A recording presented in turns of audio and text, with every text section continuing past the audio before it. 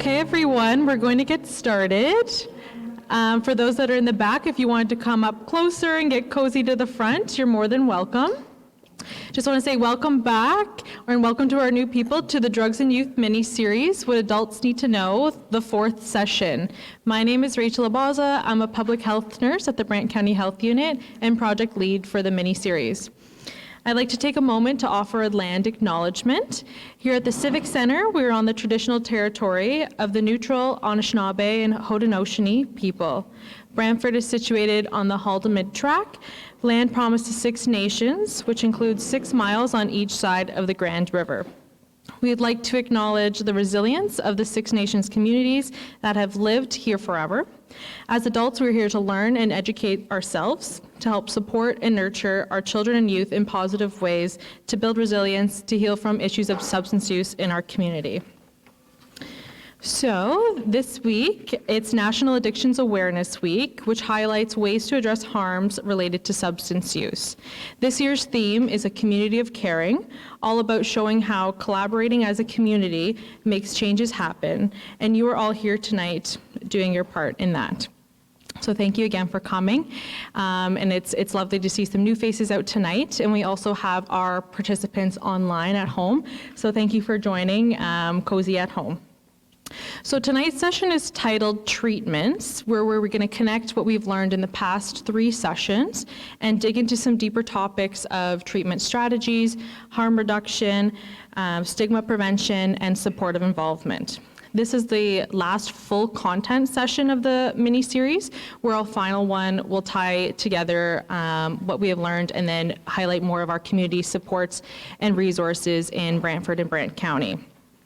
Not saying that Maria and Dr. Bruno, our keynotes, are going anywhere. They'll be here next time too. After the keynote speaking tonight, we'll have a short break to stretch and then do a question and answer segment. There are pieces of paper on the middle of your table. If you have any questions throughout the segment, feel free to write them down and we'll collect them afterwards. For those at home, I encourage you to use the Q&A chat box and you can put your questions in there that we can ask the panel as well. The panel will consist of representatives from education in the community, community mental health and addiction supports, and our keynote speakers. I hope you each had a chance to browse the marketplace on your way in. If not, the booths will be open on your way out. And then for those at home, we're compiling the resources to give out at the end so you don't miss all the amazing supports from our community here. You'll also find in your packages an evaluation form that's anonymous. It's feedback so we can make the mini-series with all the things that you hope to have. And then for those at home, we will email you the evaluation form at the end of this session tonight. You can just leave your evaluations on the table at the end of the night and we'll pick those up. So to get our minds and bodies ready to learn tonight, I just want to begin with an icebreaker activity. So last session, Maria and Dr. Bruno spoke about stigma. When it comes to substance use, stigma impacts people with lived and living experience as well as their families. Stigma often emerges in the form of language that shames and belittles people. Such language can lead to a cycle of behaviors and attitudes that isolate and marginalize people who use substances. So why I'm bringing up stigma today is because it's a significant barrier to accessing treatments and supports, therefore affecting the well-being and good health for people who use substances. And I also have a shirt made by Dr. Bruno here that we're wearing tonight that has some stigmatizing language and just emphasizing that words matter. So it's not just, fluke that we're all wearing the same shirt here tonight. So I just want to get some feedback from the audience here. What are some words or terms in the substance use world that maybe you've heard that you would think are stigmatizing? Does anyone have any ideas? There's some cheats on, or maybe some cheats on my shirt. Yep. Druggie? Yep. Anybody else? And it can be subjective as well. Some people may find them disrespectful and others may not, just depending on where they're coming from or their knowledge. Some other words maybe you've heard is junkie, bum, Crackhead, I heard whispered over here. I'll show you on the slide. Let me see if this works here. So yes, you also have this sheet in your registration packages if you can't see it up there. But what I want to bring to point here tonight is a concept called person-first language. So on the slide, it has examples of stigmatizing words that people may use or maybe you're unfamiliar with, and then the respectful or different alternatives that you can use, just trying to bring some new language in. So this is from Ottawa Public Health, actually, that has developed this. And what it does is the first-person language, it acknowledges someone as a person before describing their personal attributes or their health conditions. So studies show that using words like abuser or addict can create negative opinions that lead to the refusal of health care and dehumanizes that person. So a person is not defined by their illness or health condition. So we can make a difference by using words that respect the dignity of people who use substances and focus on the medical nature of substance use disorders and promote well-being. I encourage you to help end the stigma in the substance use world by using person-first language, having those conversations with the people that you know, talk about, maybe see at work, including all of those, just to get all that information to everybody so we can start to use this. It's a very great concept here. Okay. So tonight, going to our keynotes, I want to welcome back both of our keynotes. Beside me over here, we have Dr. Tara Bruno.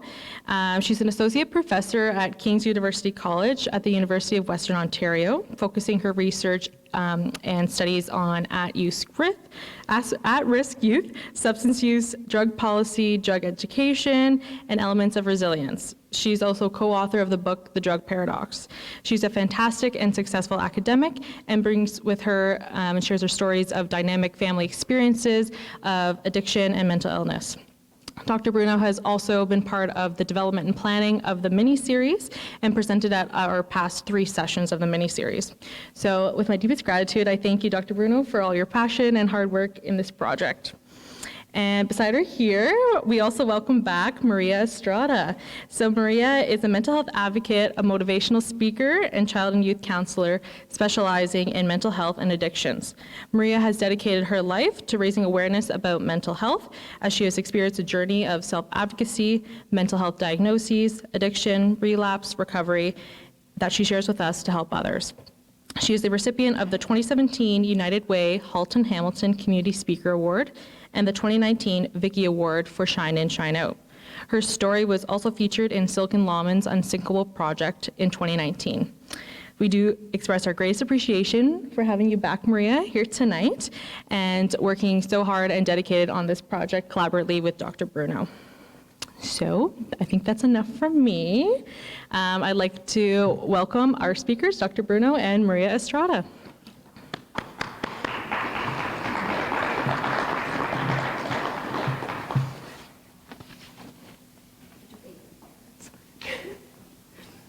We just got a little cozy.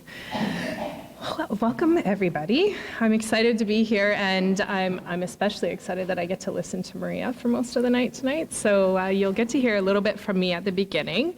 I'm going to do the introduction and give you a sense of what we will be covering, as well as start into talking about some treatment stuff, but mostly as it relates to the family.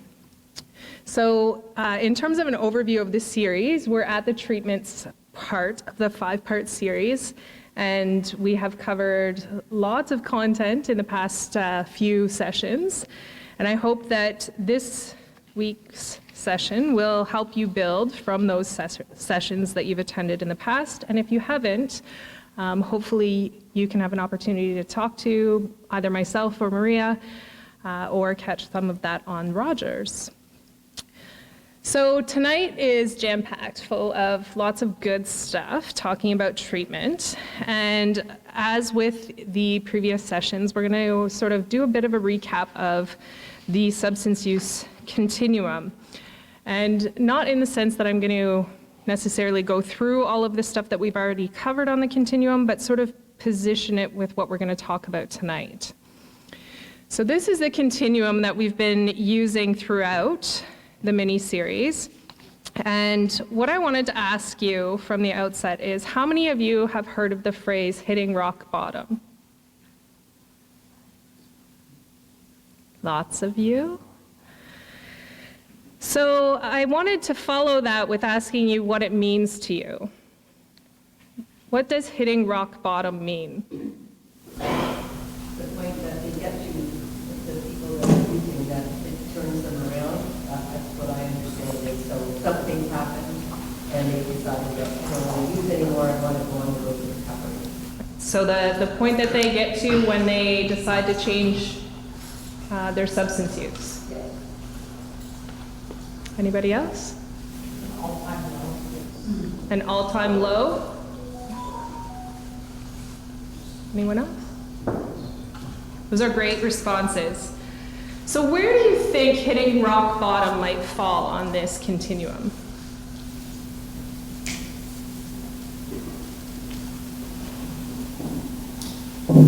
Everybody's different, isn't it? It could be anywhere.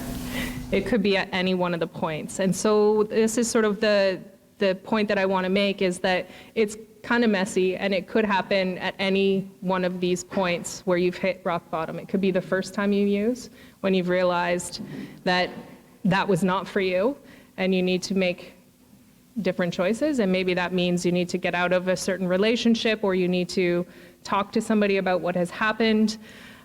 It could be, when you're in the recreational irregular use stage. It could be in the regular heavy use. We tend to think of rock bottom, though, as falling on the far right side of the continuum. And the point that I want to make is that we don't have to hit rock bottom in the total sense where, everything has fallen apart and all of the things are going wrong before we get support and reach out to others in the community. Rock bottom can mean losing a job. It could mean getting hurt. It could mean a whole host of different things. And in worst case scenario, rock bottom could mean death. And so if we think about preventing people from getting to that rock bottom, we want to try and be able to be there to support them before that happens. There's long been a conversation in addictions and in the treatment realm that rock bottom has to happen before somebody will change. But we can also change the conversation to say that you can get support, you can get help before that rock bottom happens. And we don't have to give up on people in the sense that, we have to detach or separate ourselves from them in order for them to hit rock bottom. We want to be there to help support them as they go through these various different stages. It is very important to remember, however, that we do have to wait for the person who uses to decide that they're ready to get help. We can't force somebody to change, and it doesn't work unless they're ready. But in the meantime, as we talked about last session, you can seek out support for yourself and perhaps even engage in some treatment of your own, which has been a growing field for several decades. It's become a lot more popular in the last 30 to 40 years, and the dialogue is changing quite a bit right now as we speak. When you think of treatment, what comes to mind?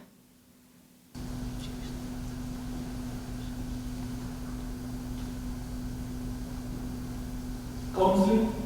Pardon? Counseling. Counseling? Yep, that's a good one. Anything else? Rehab? So you mean like an inpatient setting, treatment facility? Usually in the US, they call it residential facilities. Anything else? So the dominant model used from within most treatment frameworks is the 12-step model. In fact, it's used in about 2/3 of treatment facilities. And this also includes family treatment. The 12 steps have been adapted to be relatable to family members. They've been adapted to be relatable to teens. They've been adapted to relate to things beyond Alcoholics Anonymous, which it was originally developed for. However, there are many different paths to safety and wellness. So Maria's going to talk about the many different modes of treatment and give you a sense of different options that are available. Again, what's really important to remember is that there's no single method that works for everyone, and that's okay. It's a matter of trying until you find something that works. And while there are plenty of critiques of the 12-step model, and it's certainly not something that works for many people, it never worked for me, for the people that it does work for, it can be life-saving. What we do know works especially well with the AA approach is the model of seeking social support, compassion, and connection. These elements can be embedded in a harm reduction framework, and they're all founded in evidence. So in order for there to be a successful and effective recovery from the harms of use for both users and those who are involved with them, we need to start thinking about this as a relational thing. So before Maria gets into discussing the different aspects of individual treatment for tonight's session, I wanted to talk a bit about the dominant treatment approach in the past few decades for family members and the loved ones of those who are trying to help someone with a substance use disorder or more broadly addiction. How many of you have heard the term codependency before?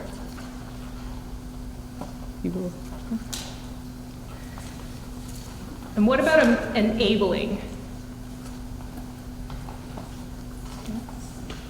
Yes, these are common words in the treatment of family members and in discussion about those who love people who use substances.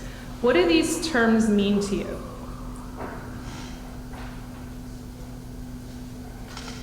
When we say somebody's codependent, what are we saying? They lack boundaries?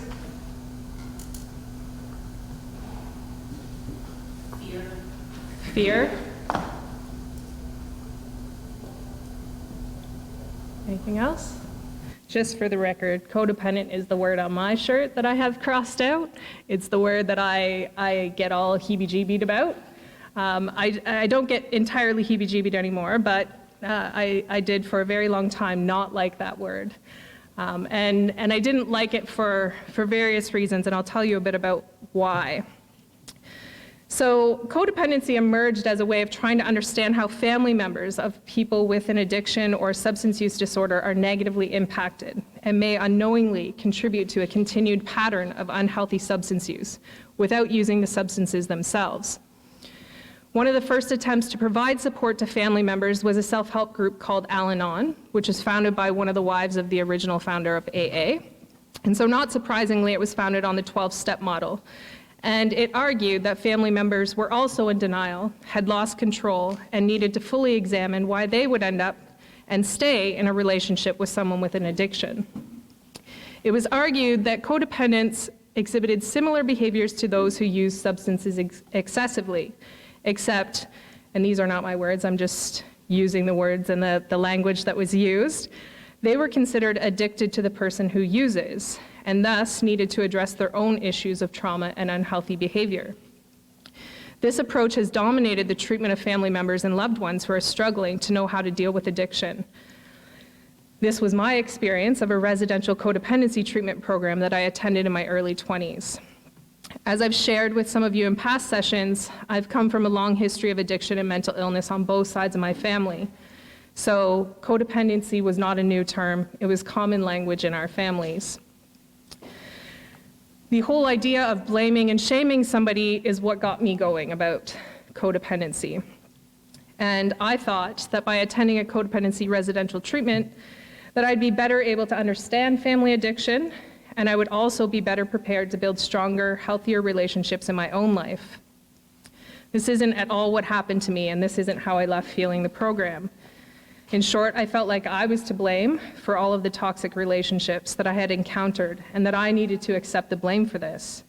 Imagine being young, 20-something, with a young child of my own and reflecting on the idea or accepting the fact that the crappy things people had done to me were somehow my fault.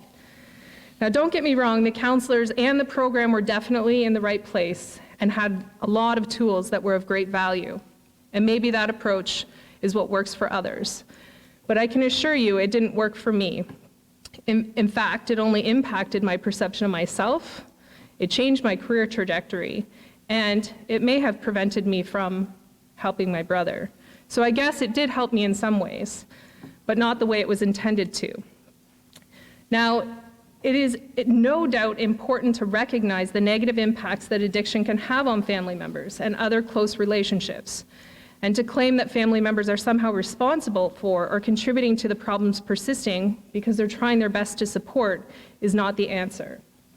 We would never blame someone for their family member getting cancer and trying to help support them, or question them wanting to help support their loved one as they go through treatments, while also trying to find ways to support and take care of themselves or their children. The truth is that family members and other loved ones also need support and compassion for the struggles that they're facing. And according to my colleague, Dr. Rick Siernick, what we need to do is depathologize caring and support the whole family system in a way that's not about blaming, shaming, or traumatizing those who are doing the best they can to support a loved one. Now, I don't want to sound overly critical of the well-intentioned people who developed the notion of codependency, because there was definitely a need for this. There was a need to understand how people are affected by addictions, but who were not using themselves. And at the time, it also made a lot of sense to ground it in a parallel field of addiction studies, which was mostly focused on the medical model. So it made sense to frame it as though they were addicted to the user. But parts of the codependency research have been lacking. And a lot of that lacking is about the relationship element and supporting the fact that people are trying to help. So parts of the research that are, in fact, quite useful for codependency is the fact that it's grounded in trauma theory. So there's some really good evidence there that we need to be paying attention to. However, the codependency research and literature has focused on the medical and biological claims, and saying that family members are sick or addicted to the addict or dependent on the addict, again, not my words, is not helpful. The DSM has never included a formal diagnosis for codependency, and there's a reason for that. There's very little agreement on what it entails, but there's also substantial anecdotal and clinical evidence that labeling someone as codependent can instead alienate them from the therapeutic community, as many people living with or supporting people with substance use disorders are simply trying to help the people that they love. So in short, codependency focuses on family members and loved ones as having a problem. They're deemed to be sick. Somehow, they're sick for wanting to help and because they care. This leads to the helper being labeled and judged as being an enabler who contributes to the problem, leading again to blaming and shaming, when in reality they are also struggling.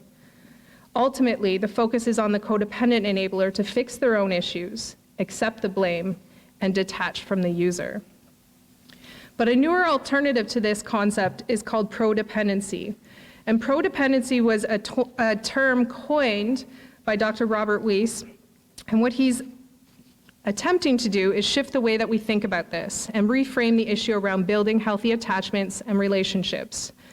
Prodependence, according to Dr. Weiss, is founded in attachment theory and rests on the notion that one person's strengths can healthfully support another's vulnerabilities.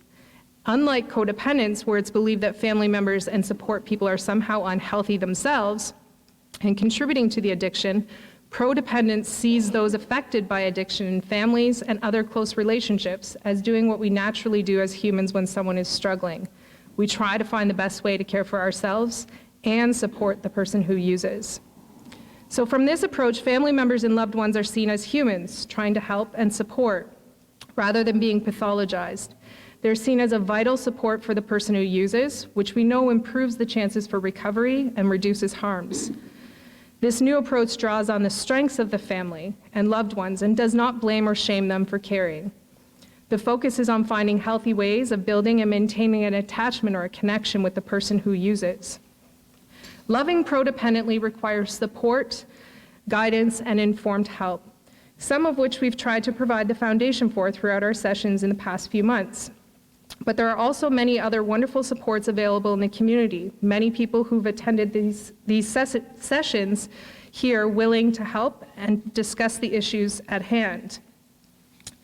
When we change the way we view the issue from being codependent to prodependent, there's no judgment, blame, or shame. Instead, we can work together towards building relationships and attachments with our loved ones, which may involve teaching and practicing boundaries, caring for oneself, looking out for those we love, All of this can be done while also validating the love and support that an individual wants to provide their loved one. And this will help to prepare the foundation for when a person who uses decides they want to make changes. Now, Maria is actually going to do a recap of the stages of change that we introduced in the last session and then frame that around some of the different treatment modes.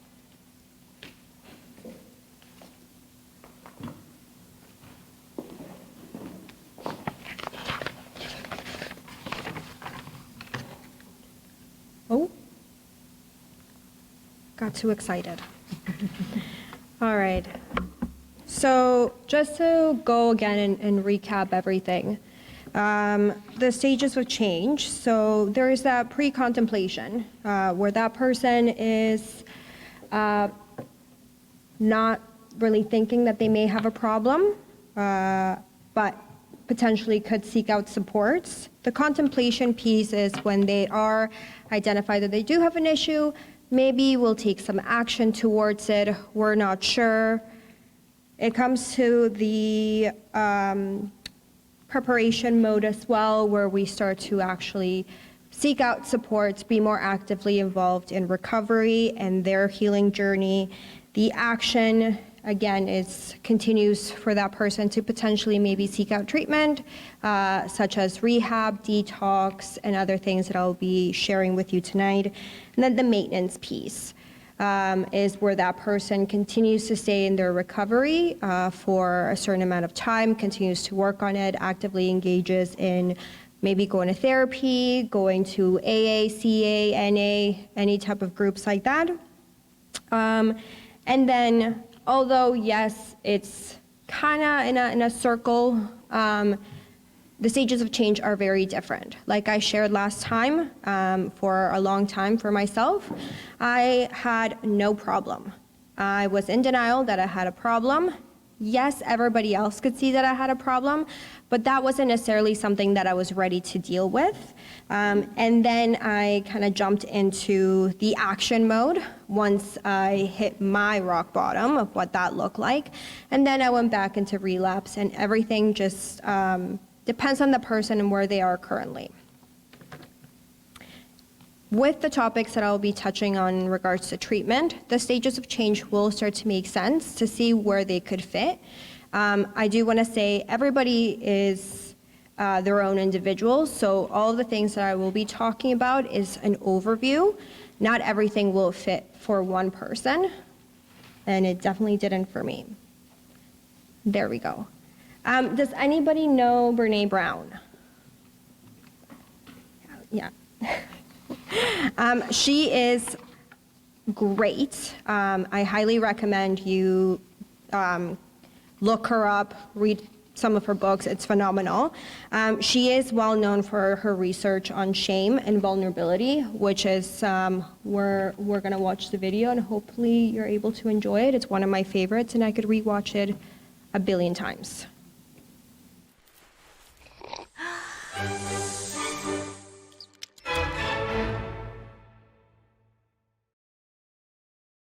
So what is empathy, and why is it very different than sympathy?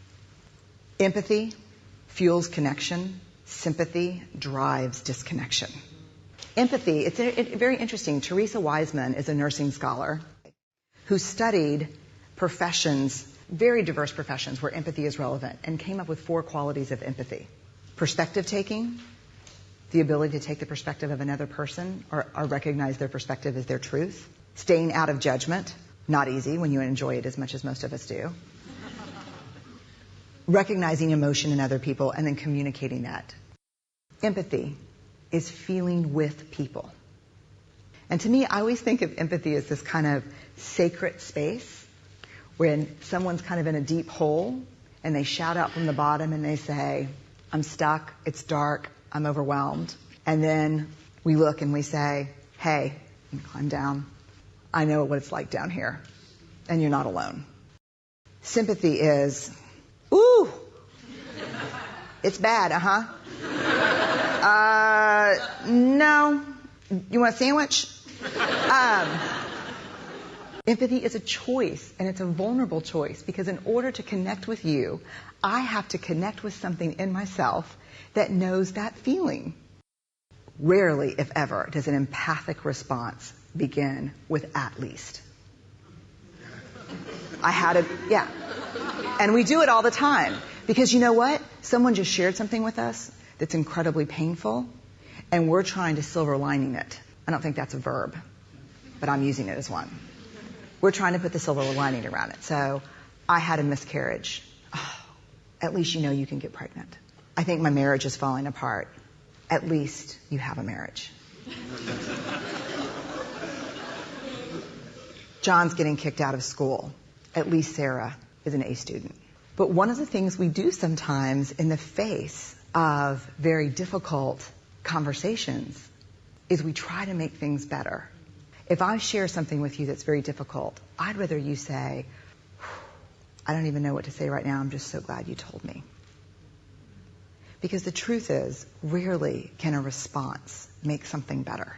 What makes something better is connection.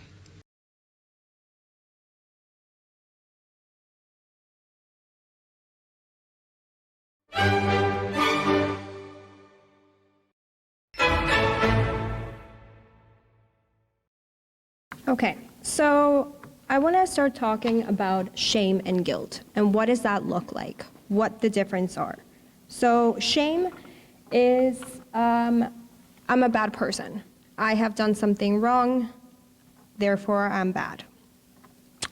When we talk about guilt, is that you did something wrong. So it could be an action. It's not necessarily that you are a bad person, is that your action makes you feel guilty. What I like about Brené Brown is that she taught me the difference between guilt and shame and how that applies to mental health and how that applies to addiction, but also how it applied to my life and what made a difference. When I came into my recovery, I felt both shame and guilt. I was a horrible person for doing the things that I did, and I am guilty for stealing, lying, cheating, whatever it was that I needed to do to get the drug that day. What I learned and what people welcomed me with was the opposite of shame being empathy. And the opposite of guilt is compassion. So when I walked into the rooms of NA, which is something that I followed and what I keep my maintenance as, I walked into that room full of people that have done things like me, worse or not, but I felt welcomed. And that shame of being ashamed that I'm an addict went away because they greeted me with compassion. That compassion wasn't necessarily a hug, it was, "There's free coffee. Welcome." That's all I needed. And the guilt was that compassion piece, where you're not alone. We've all done the same things, maybe worse, maybe not. But we know what addiction is and what that looks like, and it doesn't make you a bad person. That was one of the first times when I went into my recovery and I realized, wow, maybe I'm not a bad person. Maybe I shouldn't feel this guilt and shame. I have an illness. My brain is sick, and that's okay. And how do we move past it? What shame does, it's a defense mechanism. It really tried to protect me from the things that I've done in my past, and it's something that kept me feeling safe. It serves a purpose that for me was an umbrella of the things that I didn't necessarily want to talk about or overcome yet. And that shame and guilt, especially that shame, was really, at that time, a blanket for me before really opening up that Pandora's box and seeking treatment. What I really want to talk about, though, is that when you are talking to your loved one, and if you know that somebody's struggling, what Brené Brown said is not using "at least." That was used a lot for me. I am struggling with my mom. At least you have a brother. Okay? That wasn't very validating, right? I want to leave my house. I hate it. I will continue to use if I stay home. You're not homeless. So at least that's that. It's all of the things that the word at least takes your power away, and it doesn't validate the person's feelings. Even if you don't agree with that person and you are saying at least, say it in your head. Come from that compassion piece. What if it was you? Would you want somebody to say, well, at least you have food, right? At least you have shelter. Approach things, and that's what I do. Like, I wish somebody talked to me that way. And that for me was really helpful.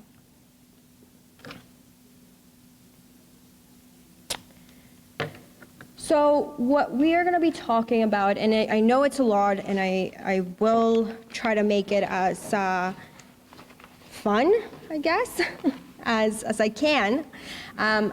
But these are the different treatments, and I do want to emphasize that these are just some of the examples, overviews.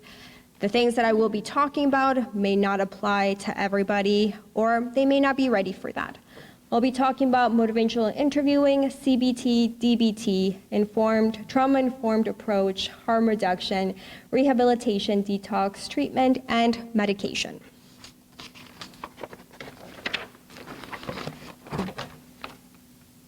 All right, motivational interviewing. Essentially, it is what it says on its name. Motivational interviewing, it's a collaborative, goal-oriented style of communication with particular attention to the language of change. It is designed to strengthen personal motivation for and commit for a specific goal by eliciting and exploring person's own reasons for change within the atmosphere of acceptance and compassion. All of the treatments that we're going to be talking about will come from the lens of compassion and acceptance, empathy, to erase or prevent a person from feeling shame or guilt. When we talk about motivational interviewing, essentially it's something that we all do it. In every conversation, perhaps. It is about guiding, it's a guiding style of communication that really follows with active listening, really hearing the person out, directing to different options. A lot of the people that I support, or even my friends, they always ask, can I get some advice? I have this problem. Or can I get some advice on this therapy that I'm gonna try? I don't give advice for two reasons. One, I give you advice and you don't take it, and it keeps going bad, I'm gonna be like, I gave you what to do, right? Like, just do it. Or two, which is my worst thing, is that I give you advice, you follow it, and it doesn't go as planned. It's my fault. Right? So it's not necessarily a win-or-win situation. What I like to do is really empower that person by giving them multiple options. Hey, Maria, I have an addiction looking for treatment. Well, I have multiple options. Which one do you want to talk about? That's essentially what motivational interviewing is. It's hearing that person in a respectful and also in a curious way as to why they're feeling this way. Really, it's like having a conversation with a friend, that you are coming at them with compassion, empathy, respect, and also allowing them to make their own choice. When you do motivational interviewing, it is a part of therapy, so a therapist, somebody that is certified in motivational interviewing, is able to do that. And it's also able to empower that person. I want to make sure that I am giving you your power back. And for anybody that suffers from mental health or addiction, our power has been taken away from us multiple times. My job as your worker, as a friend, as just me, I want to be able to give you all of your power back in a platter with options that you're able to pick instead of me picking or saying, well, at least you have one option.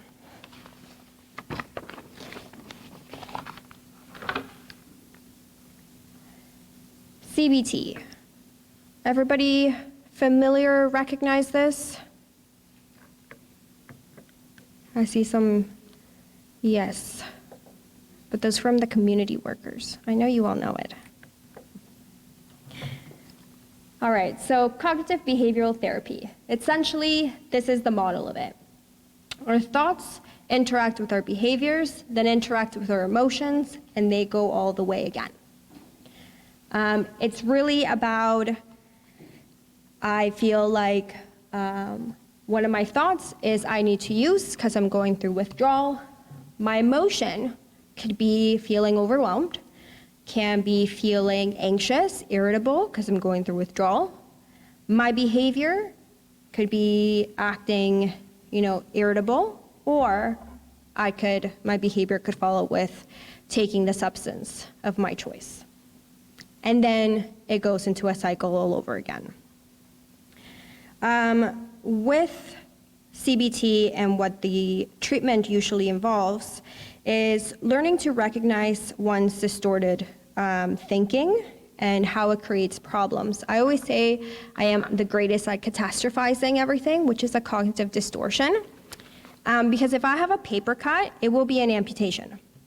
That's it. I will have an amputation because that's how my brain thinks. I make it big. I can catastrophize anything.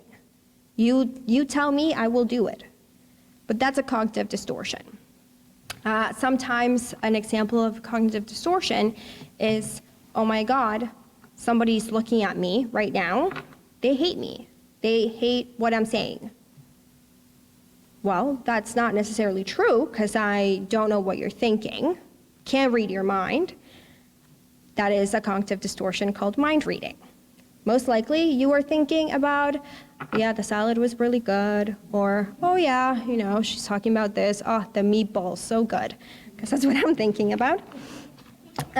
So it's really about identifying part of your cognitive distortion. It's gaining a better awareness about what your behavior entails and also what drives you to your behavior. It's about problem-solving skills to cope with different things. So for somebody that had the urge to use because they are in a public setting talking to a bunch of people and I have anxiety, maybe I would like to drink. That could be a thought. Because of my emotions, I'm talking to a lot of people, it gives me anxiety. Being aware of that is part of CBT, right? Okay, I am aware that that is my urge. I'm also aware that I don't like people staring at me. I don't know why I do this for a living. But what I can do is different coping strategies, like I'll go outside during the break, do what I need to do outside. I will maybe look at, the lights and distract myself, or maybe just really concentrate on what I'm talking about. And you know what? I'm doing the best that I can, talking myself through it. That is essentially cognitive behavioral therapy, is looking through the cognitive distortions that you may have. It's also about facing somebody's fears. So CBT is used a lot for anxiety, depression, substance use / abuse. It could be used for any type of phobia. So it could also entail facing some, like your fears. If you have agoraphobia, going to a crowd of people, experiencing those, navigating those emotions, and doing kind of the opposite of what you would normally do.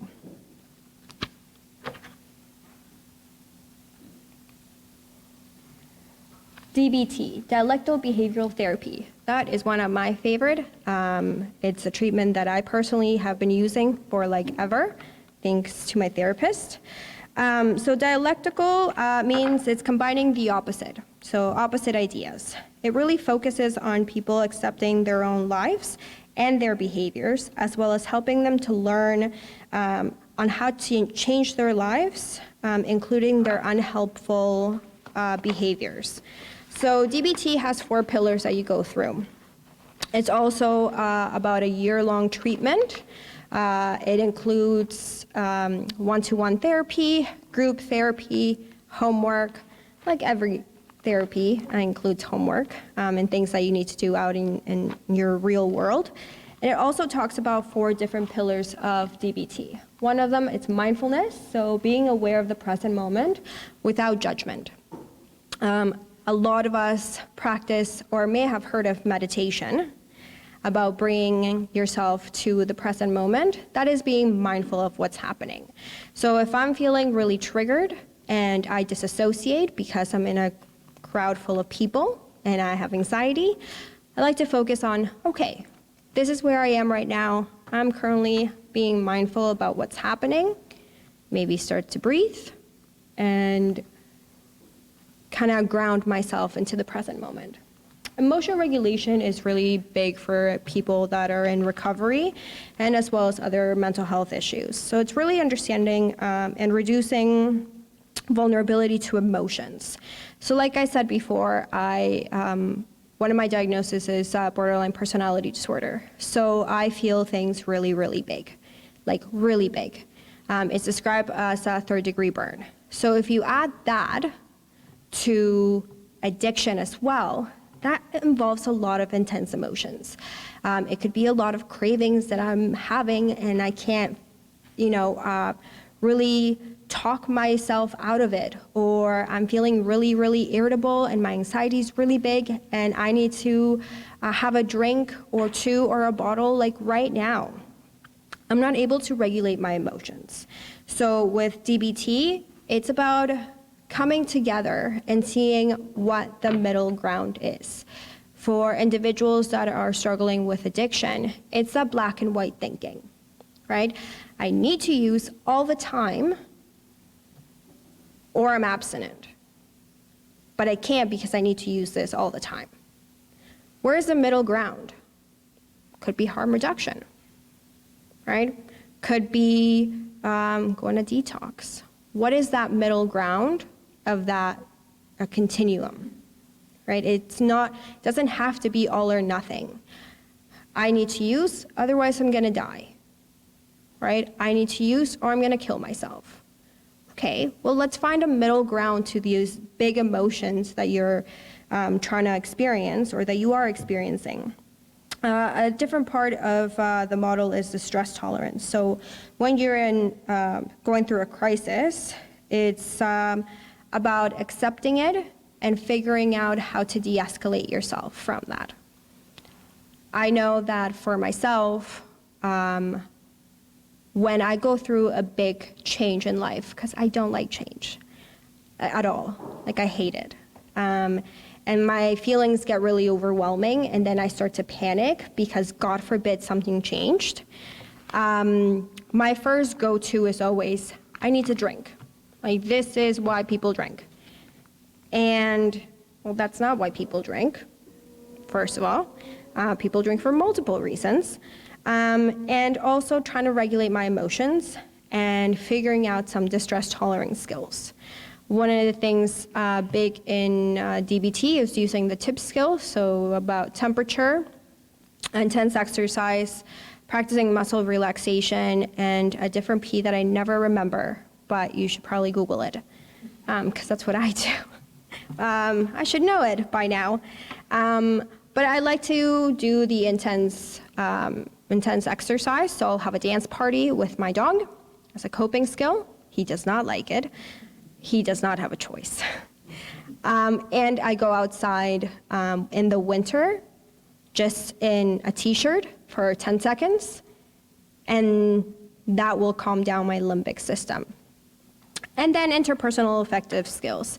A lot of people that are in addiction and or any type of mental health, the social skills tend to go down. A lot of the people that I support, they don't socialize because all they do is maybe smoke marijuana all day. So they have no friends, they don't have any social skills, so we need to practice that. I just don't have social skills. I'm not sure why, but I fake it till I make it, and that's where interpersonal skills come into place. So really focusing on being assertive, saying no. What does that mean to you? If a person, or I go to a party and somebody is doing cocaine right there, I need to be assertive. And as much as I would love to go to a party, because I'm socializing, which I would never do, I would maybe walk away, right? Just walk away from that situation. If I know that my friends are gonna be drinking tonight, I don't go out with my friends. I practice saying no, because that's okay. It's also part of harm reduction. So it's really about, one, advocating for yourself, learning how to negotiate your needs, and learning just how to people again.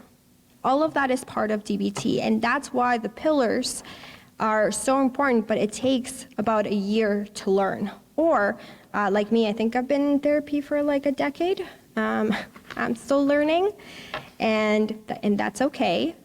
I'm not gonna shame myself for it. But it's always just good to practice.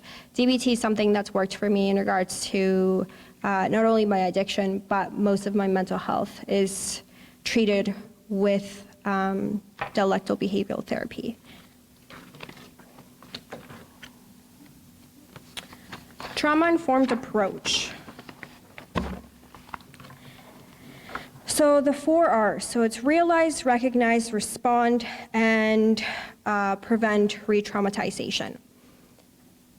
What essentially trauma-informed approach is approaching a situation that an individual may have. A lot of people that are in addiction, and I think for the main reason is that they've experienced trauma and that they haven't dealt with trauma yet, or they continue to be in their trauma. And it's coming from an approach that's not gonna re-traumatize them. So not being like, so what's your trauma? Wanna like tell me? Or like, what's the biggest issue? You never know what a person may have. So approaching it and really realizing and understanding what trauma is. Trauma is different to multiple people. Somebody could have a car accident, they could never drive again. I had a car accident, I'm okay. I'm okay to drive. I drove that very next day, right? I was okay. Some people may have experienced what my therapist calls little T's and big T's. So it's little traumas that have affected the person throughout their life with big event traumas. So we never know what that person can be experiencing, but it's about approaching it from a way that we're not gonna re-traumatize them, and we're not gonna tell them like, tell me your life story. What are your traumas? What's happening? Being mindful of that approach as well. And being respectful and really just educating on what trauma is like. I would love to give you Trauma 101, but it's not just a 101, it's a forever changing trauma approach that I also have to remind myself, and even if I do this all the time, I still have to remind myself to treat that individual as an individual and not for what's happened to them or what have they encountered, because at the end of the day, they're just individuals like me who've struggled with trauma in their life. Doesn't define who they are. So my approach as a trauma-informed is to approach them with empathy, compassion, acceptance, and love, and caring. That is trauma-informed.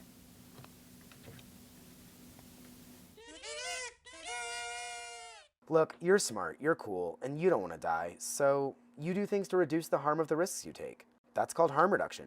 It's all around us.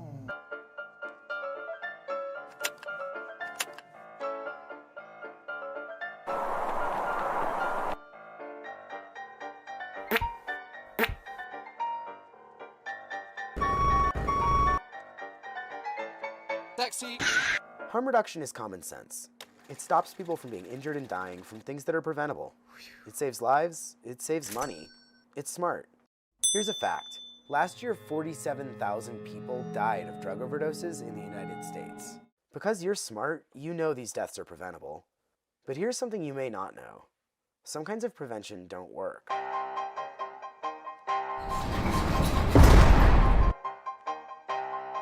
Just say no. Who taught you how to do this? Any questions? It's time to stop the drugs. We've tried all these things, and still the number of people dying of overdoses continues to rise. But remember, you're smart. And because you're smart, you want to stop these preventable deaths. Do you know what is clinically proven to work? Harm reduction. You remember that, right? Harm reduction works for people who use drugs. It knows that people aren't perfect, but they deserve every opportunity to be as safe as possible. It encourages people to get educated and connected with healthcare. Harm reduction provides access to naloxone, the drug that reverses overdoses. It provides people with sterile supplies to prevent the spread of HIV and viral hepatitis. And when harm reduction is implemented in its most effective form, it gives people who use drugs access to supervised injection facilities in order to provide life-saving interventions in the event of an overdose. In 102 supervised injection facilities worldwide, there's yet to be a single fatal overdose. With more than 47,000 overdose deaths each year, what are you waiting for? Support safer, healthier communities by supporting supervised injection facilities in your city today. Learn more at www.harmreductionactioncenter.org.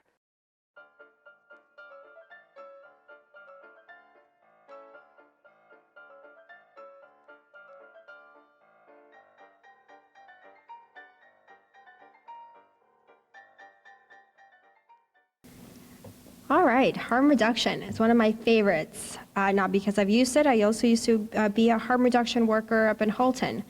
One of my favorite jobs to do.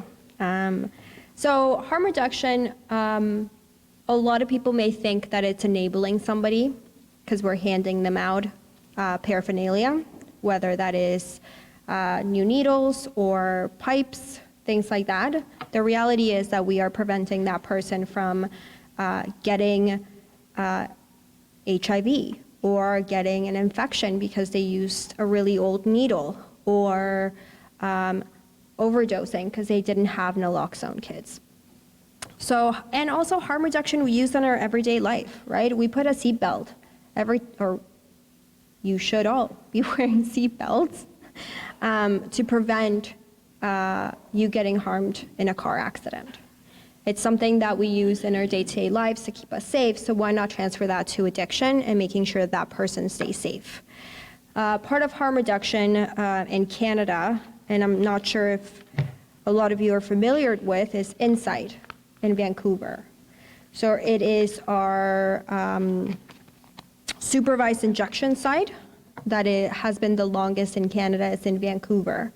It was one of the first ones to come up, and also very controversial. A lot of people were saying and arguing that this was going to bring a lot of drug users into Vancouver, or that it was going to promote drug use. The reality is that up to date, they have not had any overdoses in their facility. So in Inside, you actually are allowed to legally have drugs with you that may not be legal into the facility for you to be able to use in a safer way. There's a nurse there, so if you overdose or if you need medical attention, somebody's there to make sure that you're okay. There is access to rehab as well, and to detox. You're able to get connected there as well. So all of that in one facility where a person that uses injections will go, doesn't feel any shame, because they're welcomed to go there. There's no discrimination. That you go in there, you're provided with new needles, because if you don't get new needles every time you inject, that can cause infection, and that is just, I highly encourage you to Google what an old needle looks like, and how after one use, it starts to become kind of like a hook, and that can be really life-threatening.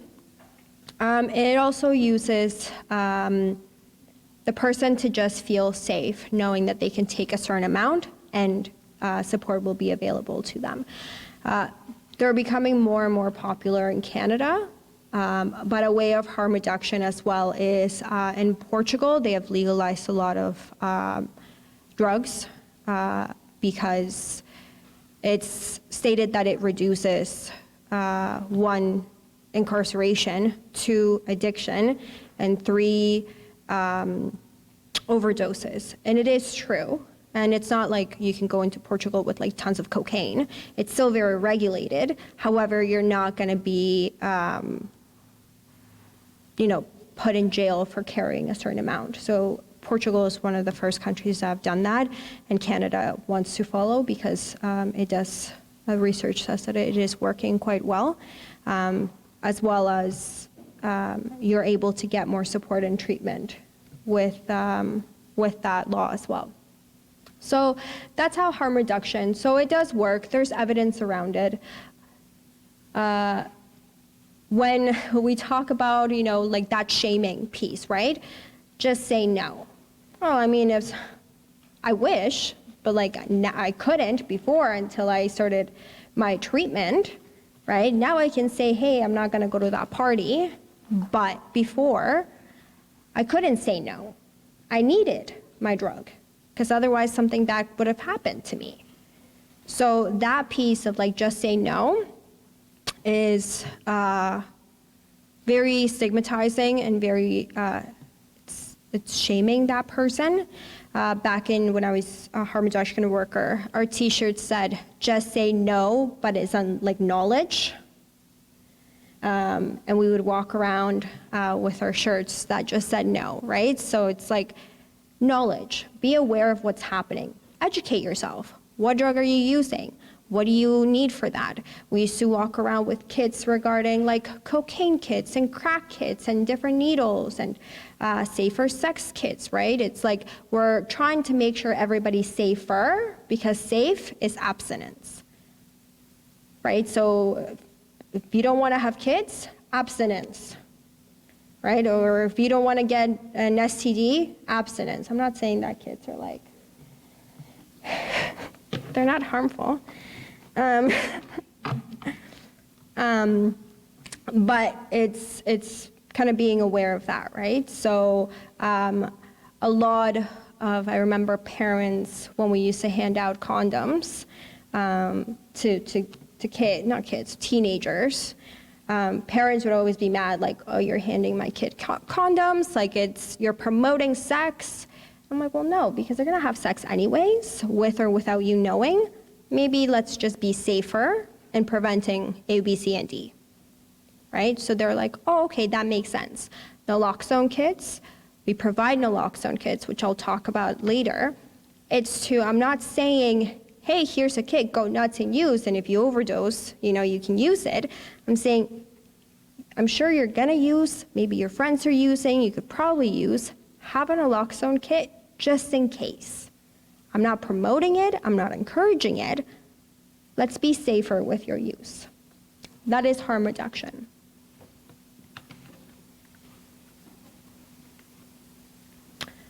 Rehab and detox.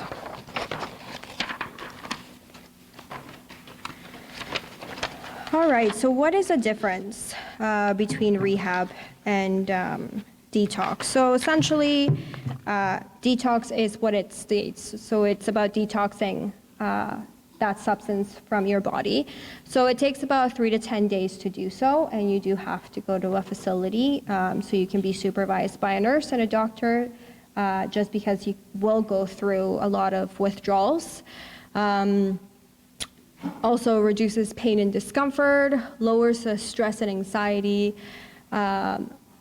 strengthens your body's immune system, regains the ability to control behavior, manages withdrawal symptoms, lessen drug and alcohol cravings because you're going to be in a facility to do so. There's a lot in Hamilton. Now I'm from Halton, so I'm not too familiar with the resources here, so my bad. But look at your community partners, they're here. But there's a lot of detox places. Now, to access detox, it is a first come, first serve. So it's not like, hey, can I make a reservation to detox in a week? Trust me, my clients have tried. The answer is call back when you want to do it, and we see if we have beds available, right? So it's about, you have to call that day, and you have to make sure that the young person or whichever individual is like, this is what's happening. It's gonna take about 3 to 5 days, 3 to 10 days, depending on the drug that you're using, that it's gonna detox. The next step of detoxing is going into rehab. So rehab is 30 days. There are facilities here that you're able to use, and it's a long period of time. You are able to receive therapy, so it could be group counseling, one-to-one sessions.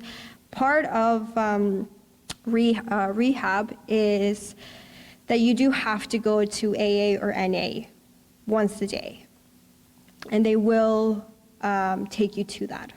So although a lot of people may not agree with that method, I personally don't agree that it's part of your treatment that you have to go to complete your 30 days. A lot of people just don't like the 12 steps. That's totally fair. I didn't like them either until I liked them. That's what keeps me clean and sober, right? But so it's not something that needs to be forced upon. When people go into rehab, it's often forced upon that person by a parent, caregiver, partner. It's like, hey, you have a problem. You need to go and get your shit together. You have no other choice. Otherwise, I'm going to break up with you. Otherwise, you're going to be homeless. Otherwise, A, B, C, or D. That person will go because they feel pressured, perhaps, but they don't succeed or stay there because that's not what they wanted to do.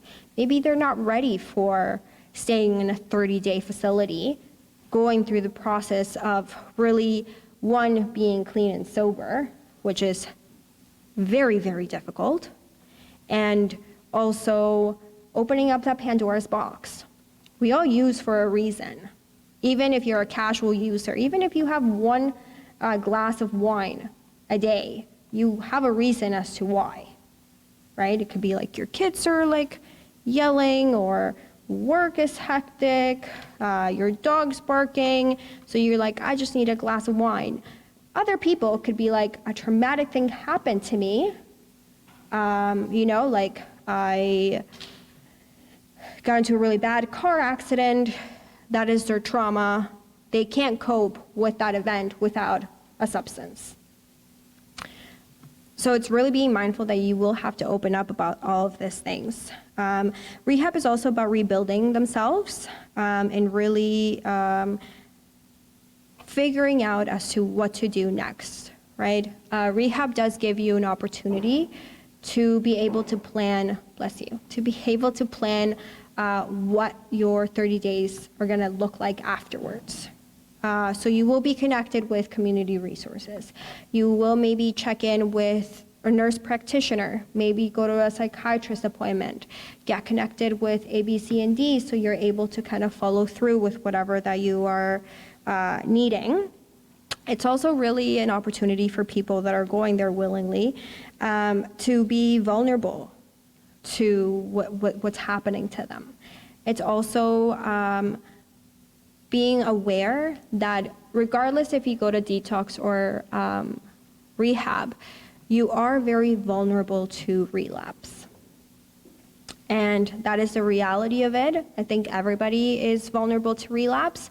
However, when you're first starting your recovery journey, you're more vulnerable and susceptible to relapse. So having the safety net of certain providers being in your care team or setting different appointments, having therapy, whatever that is really helpful for that individual to engage in after and during their stay. So after rehab, there are certain things that, depending on the individual and depending on their doctor as well, comes the next step of treatment. And I do want to be very mindful about that, just because we are going to be talking about medication. I know that a lot of people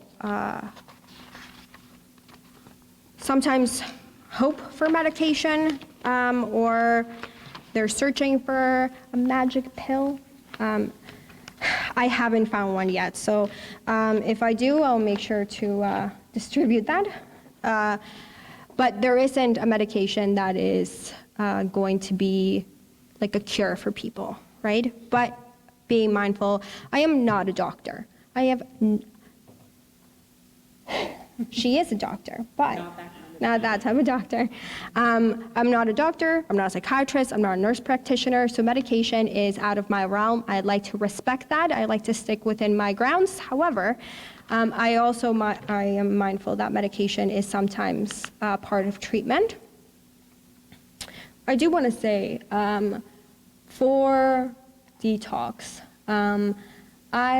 there's certain people that I've supported, that I currently support, that they just decided to go to detox and not treatment, right? And the difference with that was that their choice, because we gave them two options, detox, treatment, they decided to go to detox because they were gonna be clean for at least 10 days. And that was enough for them to see if they could figure it out on their own. And that's okay. There's other people that go to treatment and it's 30 days, but there's other treatments that are for months. And then they put themselves on that wait list afterwards. So it is about what that person wants and what they want for their recovery. And I'm always mindful that I give them that option and not just kind of dictate. All right, medication. So we're gonna start with alcohol abuse or alcohol use disorder. So there's 3 medications that have been approved in Canada. The first one, and I'm not even gonna attempt to say them. Like, it's just, we're not doing it. I was practicing and I was like, you know what? Let's just stick to social service work. So the first one is something that is most physicians are familiar with. It interferes, so what the medications do, specifically the first one. So it interferes with the alcohol metabolism, and it creates what it's been described. I've never taken it, but I know people that have. It's very unpleasant, and sometimes they have a severe reaction to if they drink alcohol. So they take this medication. I think it's a juice, not a juice, like liquid. Who's a nurse here? Liquid? Form. Okay, great. It's something you ingest. It tastes really, really awful, but it stays in your system, and if you try to drink one beer, the reaction that you have is apparently atrocious, that you get severely sick and you just don't want to do it anymore. It kind of prevents you from continuing to engage in heavy drinking. Now, being mindful that these medications are only used for severe cases of alcohol use disorder. The DSM does have, and we showed the DSM a little bit last time, and they do have a criteria for psychiatrists to diagnose this disorder, and it comes in multiple forms, and you have to have 2 symptoms out of 11 criteria out of the 3 different categories, and this is why I'm not a doctor, to be able to get diagnosed with this. And to be able to qualify for this medication, you have to have severe, which is have to have 6 or more symptoms out of the 11.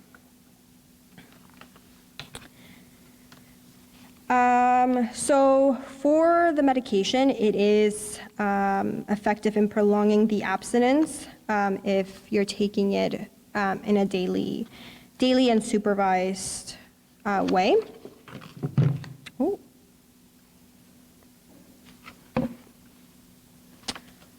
Opioids. So methadone. Methadone is a long-acting opioid drug used to replace short-acting opioids that someone may be addicted to, such as heroin or oxy, fentanyl. So this one does come in a liquid form. I do know that one. And you are able to take it, and you have to go to, a lot of the clients that I support go to a RAM clinic, or their psychiatrists or doctors that are able to facilitate this. Methadone is also treated for that chronic pain and treatment of opioid use. the withdrawal from opioid is the most excruciating thing I've ever undergone. And it lasted for 6 months for me. I know it lasts longer for different people depending on what and how much you used. But it was something that's been excruciating. So it's able to control that.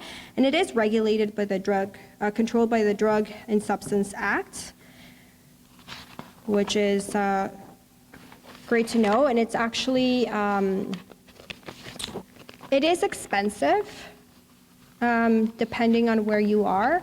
It can cost up to $150. And back a couple years ago, physicians had to submit a form as to why they needed to prescribe somebody the medication, and it's no longer being used because the doctors want to encourage people to use it. So yeah, it was in 2018 that they removed the regulation that was imposed under methadone. So that is methadone, and people take methadone for multiple years. It could be, 1 year to 20 years, depending, and it's depending on the dose, depending on what they used, and it is controlled by somebody because methadone does act as if that person was not under the influence, but it gives them some sort of a high, but not too much of a high. That they're able to not go through withdrawal.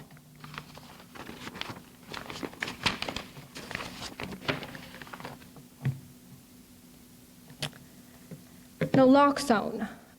So this is the medication, it is a medication that I was talking about. So medication is to temporarily reverse the effects of opioid overdose and allows time for the ambulance to come. So it does look like this. You can go to your pharmacy to get it done. Some pharmacies do require, they do require a health card. However, you don't need to give them a health card. They just do it for their records. But some people like to be anonymous when they get the medication, the naloxone. So don't feel pressured to do that. I tell everybody, you don't need to do that. It's for their own protection, what they need to do. But if you wanted to anonymously get one and not be counted as whatever stats they're looking for. So this is it. It's with 2 nose sprays. It does come with wonderful instructions.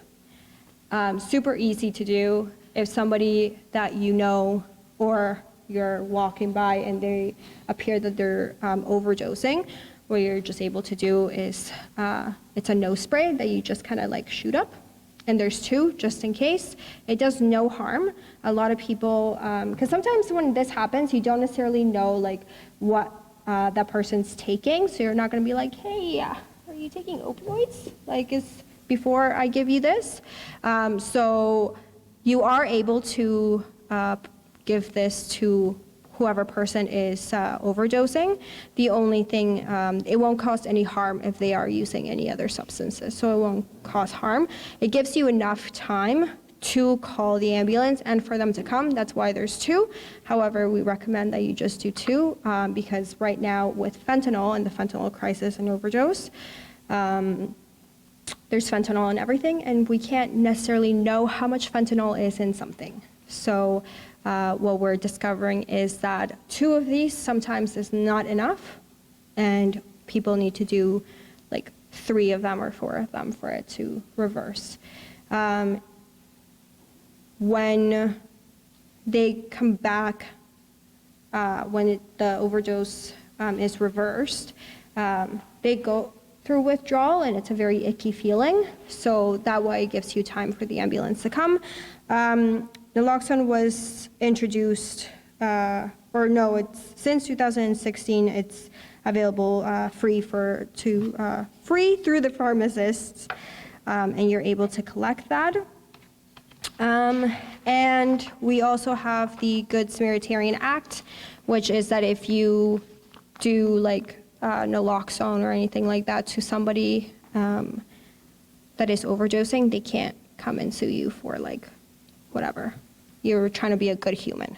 So it's better to do that. A lot of people are like, oh no, like what if like this person legally comes at me? I'm like, okay, well, now we introduce this act and they're not able to do that. You're trying to save their life, so you're trying to be a good human. I always encourage people to carry naloxone kits. Like I said, it's free. And winter or summer, don't leave them in your car, because if they're in your car, then that's not really helpful. So I have one. I give them out like candy to people because I want to make sure that everybody's safe, and it's a form of harm reduction. And that is it. I did it. On time. Awesome, thank you. And if you have any questions, there's a little thingy to put in the little box for question. Those thingies, yeah, do that.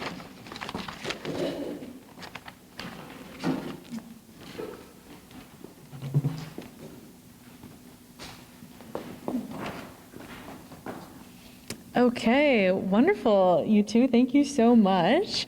So what we'll do now is we'll take a 10-minute break. When we come back, we'll do the question and answer panel. So if you do have questions, please write them down on the little ballots. Sorry? And a little, I don't know. We'll come and pick them up, or there's a blue question box on the food table over there if you wanted to put that in there. Also, if you don't have any questions, that's okay. You can fill out the evaluation form if you'd like, but we will come back in 10 minutes, okay?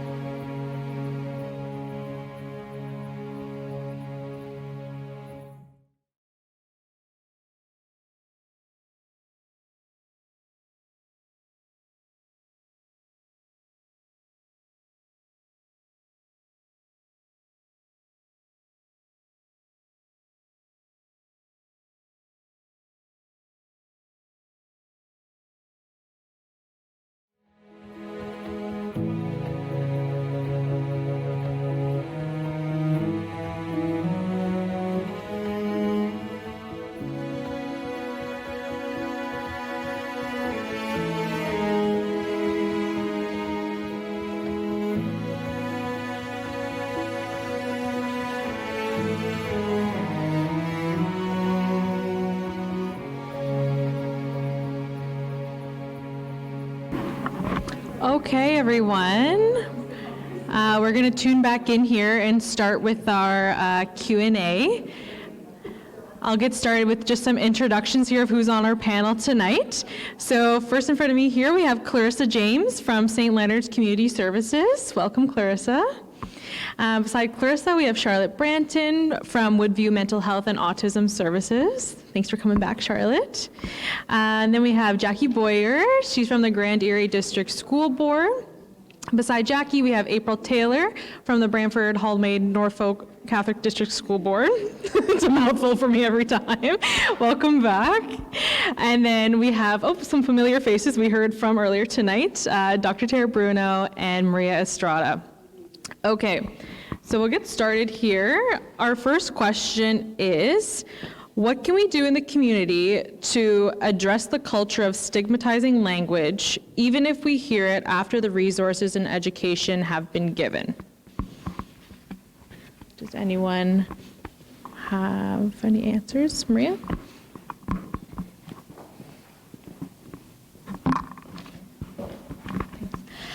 What I personally do is I continue to talk about it and just come from a perspective of education and not shaming the person for saying whatever they said.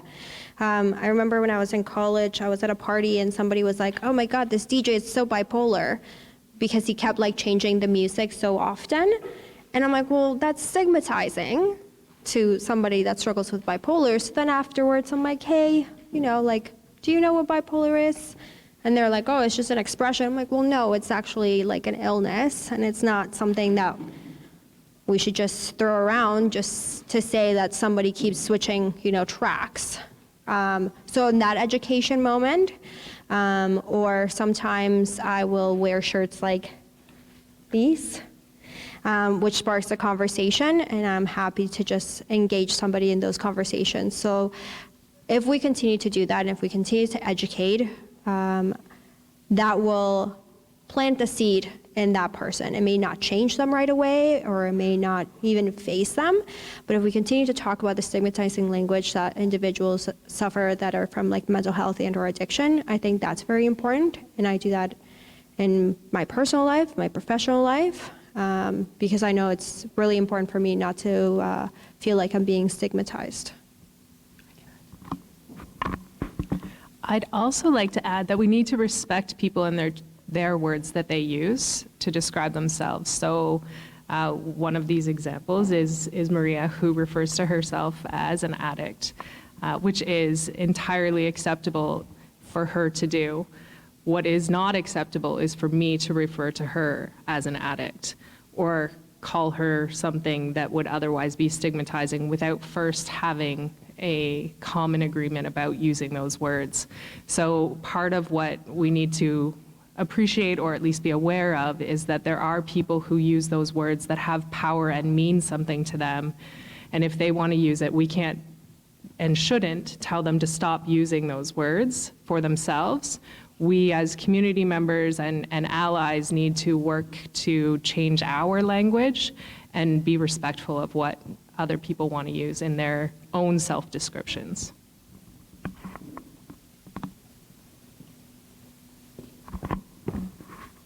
Okay, thank you. I think the key message there, and we've heard Maria say this a few times in our past sessions, is knowledge is power. So to continue to educate others, to give them that knowledge of the different language they can use, and then we can be more respectful. So thank you both.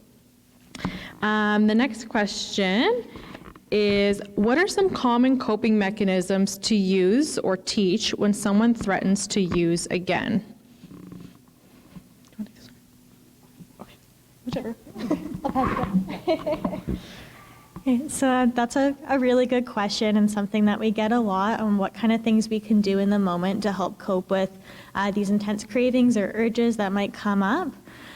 So part of it would be, as somebody that's a support, to try to engage in that video that we saw actually is a really good example of that active listening and trying to be empathetic and kind of hear people out without that judgment. Kind of trying to have that open conversation of like, okay, what's actually going on right now? And trying to determine what the need is underneath that. Sometimes we can go right to kind of our own panic or worry, right? Of, oh no, I don't want to see this happen. And we can go right to this escalated mode, which is usually out of love or care, but it tends to be really not helpful, right? We want to have that open dialogue and that safety. Some of the DBT skills that were shown too are really helpful, like the TIP skills. So that's things like there's the intense exercise, paced breathing, progressive muscle relaxation. Those are all really, really important, and temperature. There's a couple of really neat skills. If your loved one could use some extra support, counseling is always a great option, and there's also integrated crisis services if people need to call for immediate support. But some things people can do in the moment is anything that really helps distract them can be really, really helpful. Sometimes when we wait through that craving or urge, it can be really hard, but it can help to kind of take that step back. So for example, going for like a jog around the block, or trying to focus, there's some really neat things with our breathing. So when we engage in deep breathing, what actually happens is it can be really hard in the moment, and for some people it can be kind of triggering, so base it on the person, of course, and if it's something they can do. But it actually helps disengage our sympathetic nervous system, which is our activated fight-flight nervous system, and helps engage our parasympathetic nervous system, which is our rest and digest, more calming nervous system.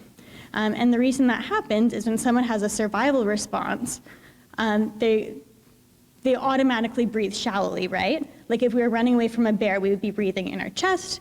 we'd be wanting to run away. Of course, there might not actually be a bear anymore, and that might not be the situation. But what happens, their body still reacts like there is a bear, right? So trying to find ways that we can disengage that fight or flight nervous system and engage the parasympathetic can really help with that calming response on an actual biological level in our body. Okay, and to just add a little bit onto what Clarissa has said, because I 100% agree with all of that. When we talk about our brain states and where we're at, when we think about having a craving, we're likely feeling mobilized, we're dysregulated. So the regulated part of our brain is where there's calm, creativity, connection to ourselves and others, problem solving, critical thinking, language, and the concept of time. When we become dysregulated, we lose access to all those things, and our body wants us to respond quickly, which creates an urge to respond now. I need to take care of this now. So something that we want to do is really help people re-regulate so we can get them out of their bodies wanting to respond quickly. It's also really important, and I like the bear analogy, because we have to understand how our nervous system responds, and that the concept of time is in that regulated part of our brain. So if we're feeling dysregulated, we're experiencing things from our past that are coming forward. And so for the bear example, if I'm walking through the woods and I run into a bear, I don't need to feel sorry for the bear. I don't need to feel sorry for myself. I just need to make a decision and solve the situation. I don't need to calculate how long is it going to take for the bear to get from there to me. I just need to act. And I also don't need to know if it's the same bear I ran into 10 years ago or this is a new bear. I just need to recognize the threat. So when our bodies are dysregulated, we lose a whole host of things that we need to get through those cravings. So keeping ourselves calm and helping to co-regulate with the person who's having a hard time can be really helpful. And one of the ways that I have often helped folks who want to have a plan ahead is that regulation is almost like writing an English essay. So funny that I'm from the school board, but it's the who, what, where, when of regulating. So who are the people that make you feel calm and safe? Who are the ones that it's never too soon to laugh with that will help your nervous system settle? Co-regulating is the fastest way to get yourself out of a mobilized place and back into a calm, connected state. What are the things that regulate you? Is it crocheting? Is it nature? Is it exercise? Is it music? Is it fuzzy slippers? Is it a weighted blanket? What are the things that help our nervous system regulate? And the where. Where do we feel safe? Is it in our bedroom? Is it out by water? Is it at our friend's house? Where are the places that allow our nervous system to settle when we're feeling agitated? And then lastly, the when is more about planning in advance. So if I wake up agitated in the mornings, and that's a hard time for me, I'm gonna wanna build in my who, what, wheres into my morning routine. Some folks really enjoy the solitude of night. For others, nighttime is quite lonely and terrifying. So if nighttime's hard for you, then build in your who, what, where, whens into your nighttime routine. And for any part of the day that you can predict there may be a struggle. So a tangible activity that I can offer you folks tonight is something called your resource spot. And this is something that you can do with yourselves. It's something you can do with anybody that you're around who's having a hard time. And what this activity is, it's about using your body to calm your body. So when we talk about being dysregulated, there's usually 3 places that you feel it most: your face, across your chest, and in your stomach. These are the places that our nervous system kicks up quite heavily. I'm going to suggest that there's also a place in our bodies that's quite silent when our face and our chest and our stomach have kicked up. We don't notice it because as humans, we don't pay attention to the things that are going well. We tend to notice what's uncomfortable. So what our resource spot is, it's the spot in our body that's quiet during the distress. And we want to take a moment to mindfully find where that spot is. So is it my toes? Is it my knees? Is it my elbows? And once you've found that resource spot, what you want to do is take that tension that's in your chest, your stomach, your face, and mindfully guide it into your resource spot. And then you can picture it leaving the resource spot. You can allow your resource spot to hold it. When I do this activity with folks, they often worry, well, am I going to damage my resource spot? What if my resource spot gets stressed out?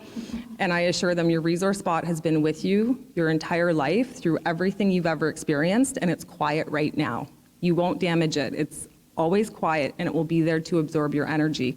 And it's teaching folks how they can balance their own dysregulation in their bodies, using their bodies, and empowering them to have these techniques that they can use if they're on their own and they're having a hard time. So that's one tool, but reaching out to community professionals, counselors, can give you a wide variety of tools, but that's one tangible. Thank you so much. I think those are all very valuable skills and some great take-homes for tonight. Okay, our last question that we have written down here is a bit of a big question, and it depends on who you ask and who you talk to for opinions, but we'll see what we have to say here. The question is drug decriminalization part of the solution?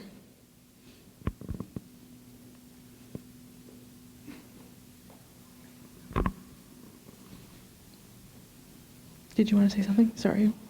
No? Okay. Fight for the mic. I'll do it. I may have a little bit of a background in drug policy. So it's kind of a big question. My answer is yes.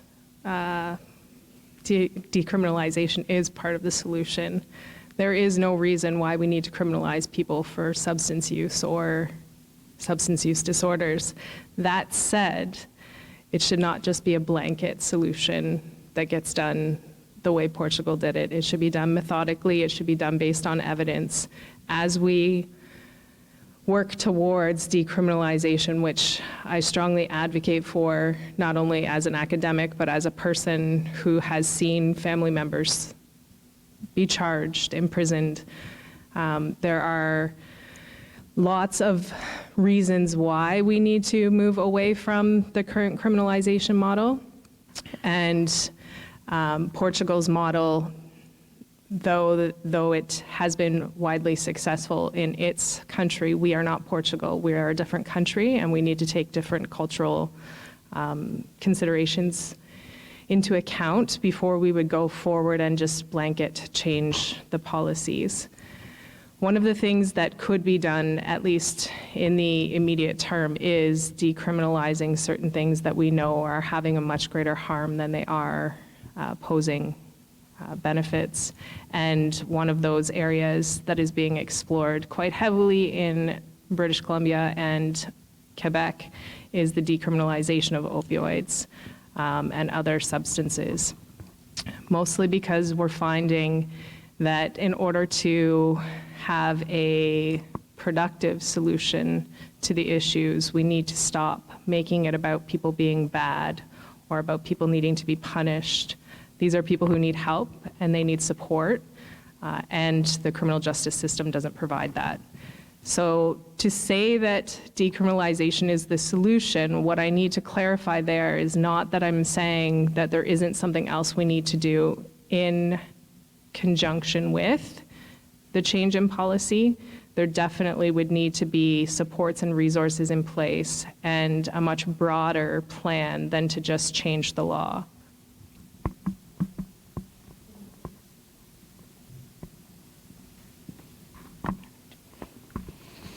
Okay, thank you. That was it is a bit of a tricky topic to talk about, and it is a big thing to, make a solution for, but we are talking about it, and that's the first step.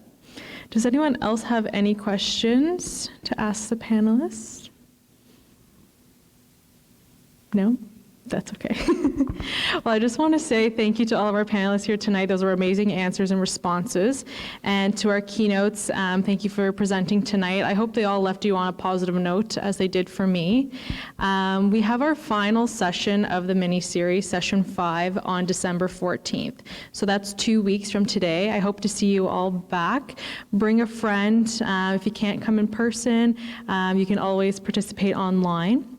Thank you to our marketplace vendors, our community partners. I see a few of them still sitting there, but on your way out, if you did have any questions, I'm sure they would be able to answer anything for you.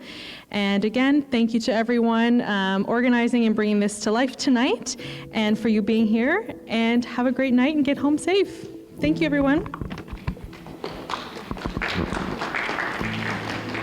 Thank you, guys. Thank